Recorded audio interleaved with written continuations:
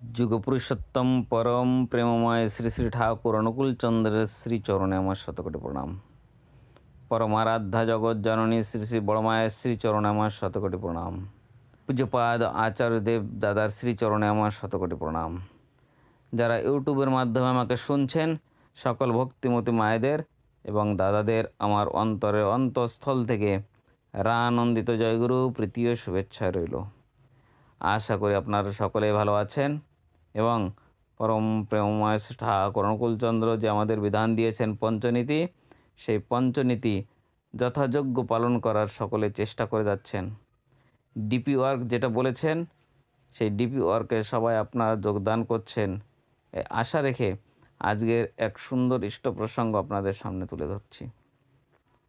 আমি গর্বিত যে আমি পরম প্রেমময় শ্রী ঠাকুর অনুকূলচন্দ্রের সৎসঙ্গে দীক্ষা নিয়েছি এবং যুগপুরুষোত্তম পরম প্রেমময় শ্রী ঠাকুর অনুকূলচন্দ্রের চরণাশ্রিত হয়ে আছি। তাই আমি গর্ব করে বলতে পারি, হ্যাঁ, পৃথিবীতে এমন একজন রক্ত মাংসে গড়া মানুষরূপী ভগবান আছেন। আপনারা কে বলতে পারেন?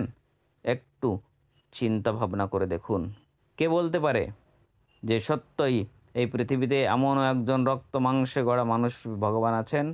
আমার সাধন ভজনে এত জোর নেই যে আকাশের অদৃশ্য ভগবানকে ডাকলে তিনি ধরা দেবেন, তিনি আমায় হাত দিয়ে তথাস্তু দেবেন, আর রং বেরঙের জ্যোতি রশ্মির ছটায় মুহূর্তেই আমার সকল মনোকামনা পূর্ণ হবে। সেই রকম সাধন ভজন তো আমার নেই, কিন্তু আমি এমন ভগবানকে দেখেছি যিনি পুরুষোত্তমের রেতবাহী এবং সুপ্ত অবস্থায় জ্যান্ত হয়ে আছেন। গভীর বিশ্বাস, ভক্তি এবং ভালোবাসা থাকলে উপলব্ধি করা যায় এবং তাকে অনুভবও করা যায়। অবিশ্বাস, অধৈর্য এবং অহংকার নিয়ে তাকে বোঝা খুবই কঠিন। তাকে বোঝা যায় না, অহংকারের কষ্টি পাথরে কষা যায় না। আমি এমন ভগবানকে দেখেছি যিনি আমাকে কর্ম শিখিয়ে দেন। জলে পড়লে কিভাবে সাঁতার কেটে উপরে উঠতে হয় সেটাও আমাকে শিখিয়ে দেন। আমি মানুষরূপী জীবন্ত ভগবান পেয়েছি, তার সাথে কথা বলেছি, তার কাছে নিজের সমস্যার কথা জানিয়ে সমাধানের পথও পেয়েছি।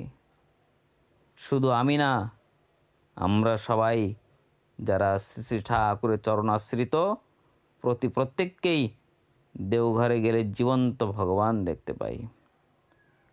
দেওঘরে অনেকেই যায়, কেউ কেউ বলে, ধুর, এটা আবার কি রকম ভগবান? সাধারণ ধুতি পাঞ্জাবি পরে বসে আছে, নাই কোনো তিলক চন্দন জটামালা, কিছুই নাই, নাই কোনো গেরুয়া বসন কাপড়। ভগবান এত সিম্পল থাকেন নাকি?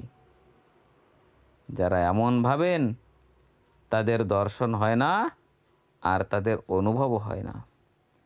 ভগবানের দর্শনও পান না, কারণ তাদের ভাবনাটাই ওই ধরনের ছিল। তখন তিনিও ধরা দেন না। তিনি এবার পিতা পুত্রের মধ্যে আচার্য পরম্পরা হয়ে নিত্য লীলা করে চলেছেন। যুগ যুগ ধরে চলতে থাকবে এভাবে, তার রথ চলতেই থাকবে। পৃথিবীর কোনো শক্তি এই রথ আটকাতে পারবেই না। মানুষ যেদিন বুঝবে তার অমোঘ বাণী এই যুগের বাঁচা বাড়ার একমাত্র পথ, সেদিন হয়তো অনেক দেরি হয়ে যাবে। শ্রী শ্রী ঠাকুর বলেন, জ্যান্ত ঠাকুর থাকতে ধরায় কয়জন তারে ধরে? কয় ভগবান মহাপুরুষ চলে যাবার পরে। তখন পূজার কত বাহার, ছাতি, লাঠি, জামা, জুতার দুর্ভাগ্য। অনেকেই যুগোপযোগী পুরুষোত্তমের সন্ধান পেয়েও তাকে আপন করে নিতে পারেনি। তাই অদৃশ্য ভগবান, আমি যতই তাকে ডাকি না কেন, যতই তার পূজা করি না কেন, সে কখনই আমার সামনে মূর্ত হয়ে আসবেন না। তাই আমরা সকলেই পেয়েছি জীবন্ত ভগবানকে, যার সঙ্গে আমরা কথা বলতে পারি, যার সঙ্গে আমরা আমাদের সমস্যা বলতে পারি এবং আমাদের সমস্যা শুনে আমাদের সমস্যার সমাধানও তিনি করে দিতে পারেন। এমন একজন জীবন্ত ভগবান আমরা পেয়েছি যারা আমরা সৎসঙ্গী। যুগ যুগ ধরে যখন পরিবর্তন হয়, জীবোদ্ধারে তিনি আবির্ভূত হন নানান রূপে। ভগবান শ্রীকৃষ্ণ, ভগবান শ্রীরামচন্দ্র, বুদ্ধ, যিশু এবং যুগ পুরুষোত্তম পরম প্রেমময় শ্রী ঠাকুর অনুকূল চন্দ্র এসেছেন এবার এই কলিযুগে জীব উদ্ধারের জন্য। ভালোবাসা দিয়ে নিজের কাছে টেনে নিয়ে ভালোবাসায় তিনি জয়যুক্ত করে তুলেছেন, জগৎকে মাতিয়ে তুলেছেন ভালোবাসা দিয়ে। এই ভালোবাসার মাধ্যমেই আমরা তার কাছে যেতে পারি, তার সঙ্গে কথা বলতে পারি, তার সঙ্গে সমস্যাগুলোর সমাধানও নিয়ে আসতে পারি। এই জীবন্ত ভগবানকে যারা ধরে তাদের জীবন সার্থক হয়ে যায়। আপনারা দেখুন, যখনই সশরীরে ভগবান লীলা করেন তখন খুব কম পার্শ্বদই তাকে চিনতে পারেন। প্রত্যেকটা গ্রন্থে পড়ে দেখুন, যখনই তিনি নরদেহে লীলা করেছেন তখন তাকে কজন চিনতে পেরেছেন, কজন তার শরণাগত হয়েছেন। খুব কমই লোক তাকে চিনতে পেরেছেন এবং তার শরণাপন্ন হয়েছেন। তাই এখনও সময় আছে, তা না হলে আপনারাও কিন্তু বিফল মনোরথ হবেন। দুর্ভাগ্য আপনাদের যে আপনারা এখনও চিনতে পারেননি।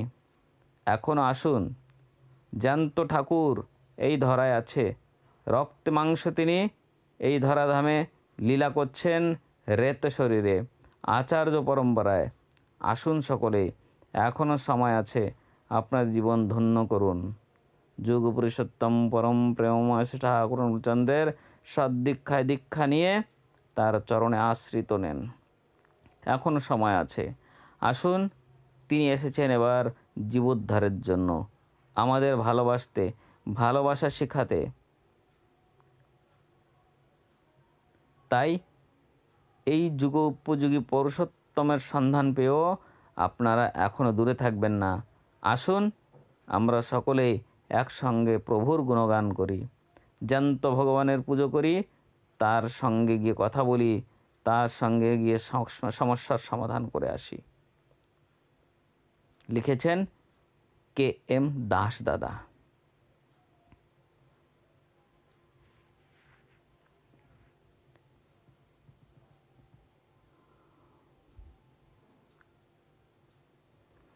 আপনাদের সকলের মঙ্গল প্রার্থনা পরম প্রেমময় শ্রী শ্রী ঠাকুর অনুকূল চন্দ্রের শ্রীচরণে করে আজকের ইষ্ট প্রসঙ্গ এখানেই সমাপ্ত করছি। আশা করি আপনারা সকলেই পরম প্রেমময় শ্রী ঠাকুর চন্দ্র যেভাবে আমাদের চলতে বলেছেন সেভাবে চলার নিয়ত চেষ্টা করবেন এবং নিজের জীবনকে সাফল্যমণ্ডিত করবেন। আবার দেখা হবে আর একটা সুন্দর ইষ্ট প্রসঙ্গের মাধ্যমে, আরেকটা ভিডিওর মাধ্যমে। আপনারা সকলে ভালো থাকুন। জয় গুরু, বন্দে পুরুষোত্তমম।